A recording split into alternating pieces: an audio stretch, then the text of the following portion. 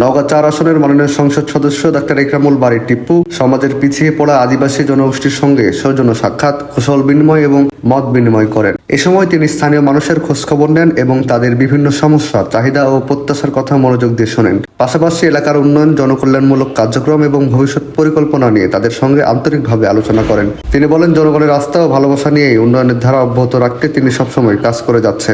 মত বিনিময়কালে তিনি তরুণ সমাজকে মাদকদ্রব্য থেকে দূরে থাকার আহ্বান জানান এবং শিক্ষার প্রতি আরো মনোযোগী হওয়ার পরামর্শ দেন। তিনি বলেন, একটি শিক্ষিত ও সচেতন প্রজন্মই পারে একটি সুন্দর, নিরাপদ ও সমৃদ্ধশীল রাষ্ট্র গড়ে তুলতে।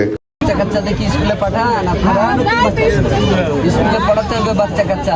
এরা যদি লেখাপড়া শিখে, জ্ঞান বুদ্ধি বিবেক যখন হবে, তখন এরা নেশা করবে না। আর যদি অশিক্ষিত থাকে, লেখাপড়া না করে, তাহলে কয়েকদিন অন্তর এরাও ঢুকে যাবে এই নেশাতে। এই জন্য সমাজ ভালো করতে হলে ওদেরকে লেখাপড়া করতে হবে। এ সময় তিনি সবাইকে ঐক্যবদ্ধভাবে কাজ করার জন্য আহ্বান জানান।